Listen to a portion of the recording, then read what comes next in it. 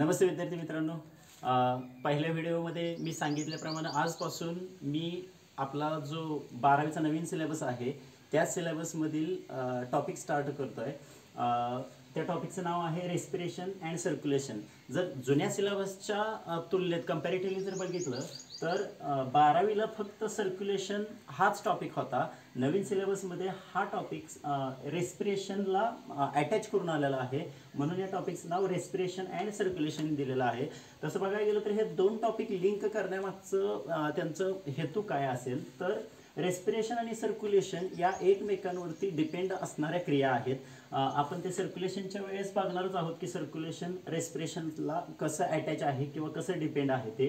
तर आपण आत्ता सुरुवातीला रेस्पिरेशन हे बघूयात की जे जुन्या सिलेबसमध्ये 11वीला होतं रेस्पिरेशन या टायटल खाली, ह्यूमन रेस्पिरेशन या टायटल खाली।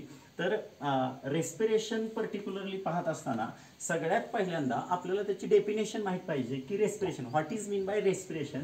तर रेस्पिरेशन, आता ह्या रेस्पिरेशनचं प्रोनाउन्सिएशन तर बघितलं तर रेस्पायरेशन असंही केलं जातं, पण आपण रेस्पिरेशन म्हणूयात। रेस्पिरेशन हे ॲक्च्युली काय आहे तुम्ही 10th स्टँडर्डमध्ये शिकला असाल। एक साधी आणि सोपी डेफिनेशन तुम्ही 10th स्टँडर्डमध्ये शिकलाय आणि ती डेफिनेशन आहे अशी आहे की exchange of gases between body and surrounding, it is called respiration. Exchange of gases between body and surrounding, it is called as respiration.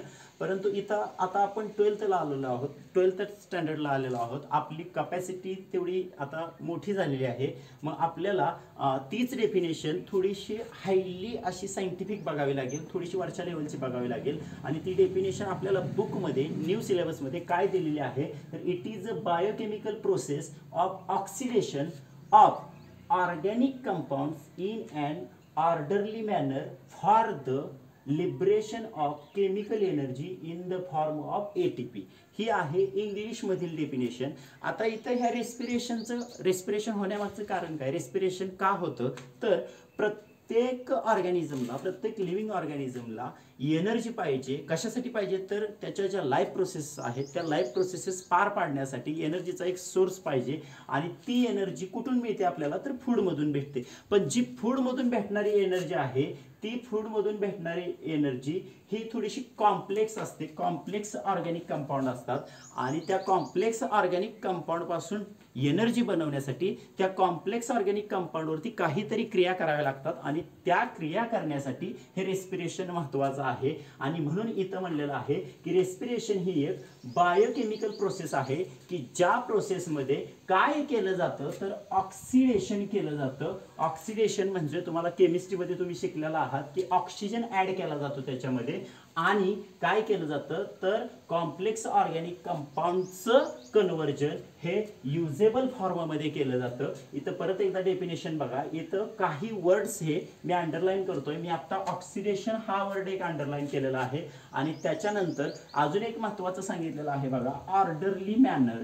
Orderly manner हा काय प्रकार आहे तर हे जे ऑक्सिडेशन होतं किंवा ही जी बायोकेमिकल प्रोसेस होते ही प्रोसेस एक ठरलेला क्रम आहे, त्या क्रमानंच ही प्रोसेस पुढं होत जाते आणि मगच या कॉम्प्लेक्स ऑर्गॅनिक कंपाऊंडचं कन्व्हर्जन हे युजेबल फॉर्ममध्ये केलं जातं। आणि तो युजेबल फॉर्म कोणता आहे तर तुम्ही 10th स्टँडर्डमध्ये शिकलाय की एनर्जी ही बॉडीमध्ये जी लिबरेट होते ती एटीपीच्या रूपात होते। कशाच्या रूपात होते तर एटीपीच्या रूपात होते। हे एक जे इथं मी जे रासायनिक समीकरण लिहिलेलं आहे ते तुम्हाला वेल नोन आहे, C6H12O6।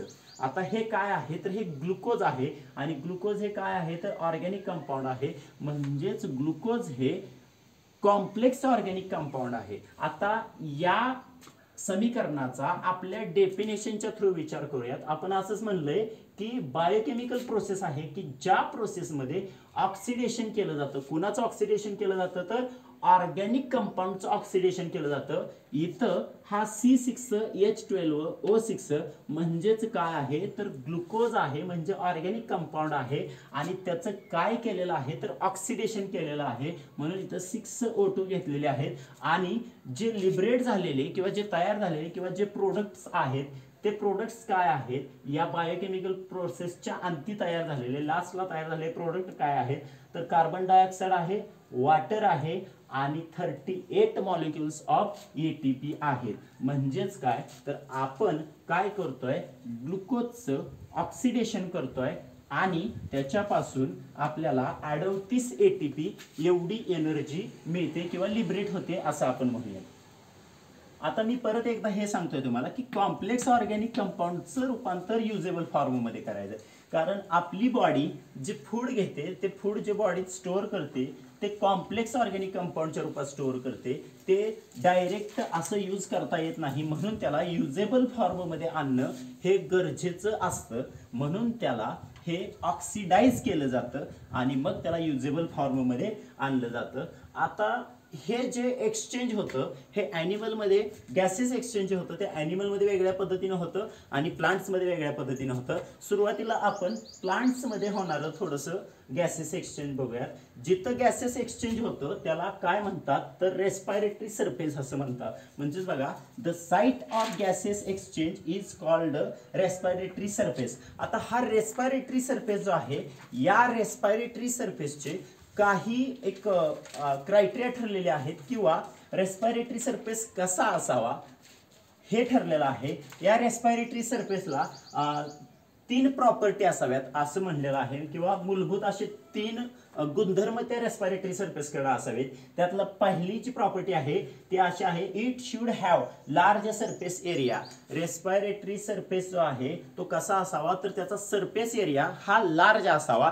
आता हे आपण कुठं शिकणार आहोत, हा कन्सेप्ट आपला क्लिअर कुठं होईल तर ज्यावेळेस आपण अल्व्हिओलाई शिकणार आहोत त्यावेळेस तिथं आपला हा कन्सेप्ट क्लिअर होईल. त्याच्यानंतर आज सांगितलेलं आहे, it should be thin, highly vascular and permeable to allow exchange of gases. तर तो जो रेस्पायरेटरी सरफेस आहे हा थिन पाहिजे, हायली वस्क्युलर पाहिजे आणि परमिएबल पाहिजे. कोणासाठी परमिएबल पाहिजे, to allow exchange of gases. तो गॅसेस एक्सचेंज करण्यासाठीचा परमिएबल पाहिजे, तसा थिन पाहिजे आणि हायली वस्क्युलर पाहिजे, तर आपण गॅसेस एक्सचेंज करू शकतो असं इथं म्हणलेलं आहे. आणि तिसरी एक कंडिशन ही दिलेली आहे, इट शुड बी मॉइस्ट. म्हणजे तो भाग थोडासा, तो भाग म्हणजेच रेस्पायरेटरी सरफेस हा थोडासा कसा पाहिजे तर मॉइस्ट पाहिजे, म्हणजे थोडासा ओलावा किंवा थोडासा ओलसरपणा त्या रिजनमध्ये किंवा त्या भागामध्ये पाहिजे. तर हे आहेत की 3 घटक की जे रेस्पायरेटरी सरफेस महत्त्वाचा ठरतो. म्हणजे रेस्पायरेटरी सरफेस गॅसेस एक्सचेंज करण्यासाठी जे महत्त्वाचे ठरणारे आहेत हे 3 घटक आहेत. आता प्लांटमध्ये जे गॅसेस एक्सचेंज होतं ते ॲक्च्युली कसं होतं, प्लांट आपण म्हणतोय की प्लांट हे काय करतात तर स्वतःचं फूड स्वतः प्रिपेअर करतात. तर या प्लांटमध्ये हे जे फूड प्रिपेअर केलं जातं ते कशाच्या सहाय्याने केलं जातं तर गॅसेस एक्सचेंज करून केलं जातं. प्लांट हे प्रायमरीली फूड बनवतात आणि आपण त्या प्लांटवरती इनडायरेक्टली डिपेंड आहोत अन्नासाठी, फूडसाठी.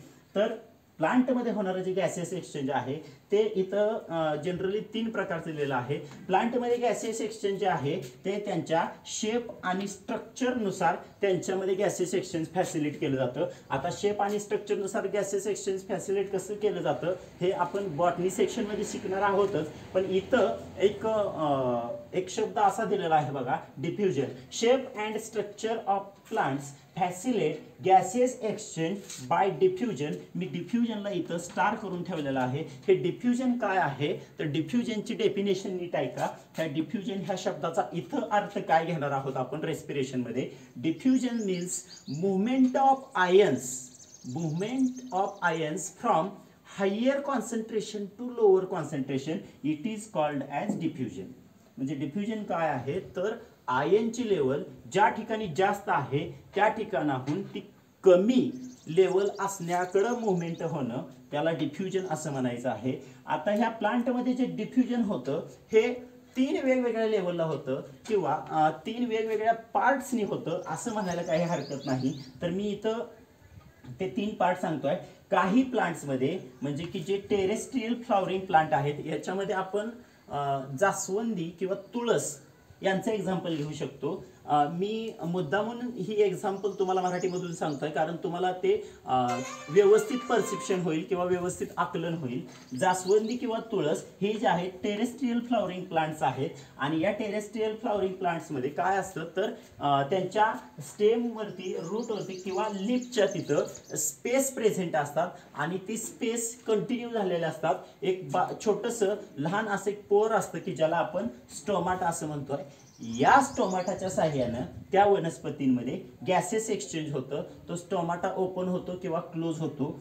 ही एक क्रिया आहे, ही एक पद्धत आहे प्लांटमध्ये गॅसेस एक्सचेंज होण्याची। त्याच्यानंतर दुसरी जी क्रिया आहे ती रूट टिश्यूच्या साहाय्याने। आता इथं रूट टिश्यूच्या साहाय्याने इन द सेन्स जी एरेटेड सॉइल असते, एरेटेड सॉइलमध्ये त्या रूट टिश्यूच्या बाजूला एक फिल्म वॉटरची किंवा मॉइश्चरची फिल्म त्या रूटच्या बाजूला, म्हणजे इन द सेन्स आपण समजण्यासाठी असं म्हणूयात की त्या रूटच्या बाजूला एक पापुद्रा असतो, एक नाजूक एक बारीक असा पापुद्रा असतो आणि त्या पापुद्र्याच्या साहाय्यानं अशा एरेटेड सॉइलमध्ये प्लांट काय करतात तर रेस्पिरेशन करतात। ही दुसरी पद्धत झाली। त्याच्यानंतरची एक तिसरी पद्धत आहे की लेंटिसेल्सच्या साहाय्यानं जे काही वुडी फ्लॉवरिंग प्लांट्स आहेत, वुडी फ्लॉवरिंग प्लांट, त्या प्लांटमध्ये त्यांचे जे स्टेम असतं ते अच्छिद्र असतं थोडंसं आणि मग त्यांच्यामध्ये असं स्टोमाटाच्या पद्धतीमध्ये जसं रेस्पिरेशन केलं जातं तसं रेस्पिरेशन करणं शक्य होत नाही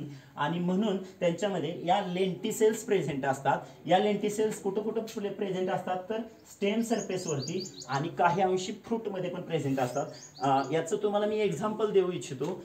फ्रूटवरती जर ह्या लेंटिसेल्स बघायचे असतील तर आपण मँगो बघितलाय, मँगो म्हणजे आंबा, आंब्याचं झाड नाही फ्रूट सांगतोय मी। फ्रूटच्या वरती जे छोटे छोटे छोटे पुटकुळे आल्यासारखं दिसतं आपल्याला किंवा जे पुरळ आल्यासारखं दिसतं ते दुसरं तिसरं काही नसून लेंटिसेल्स आहेत।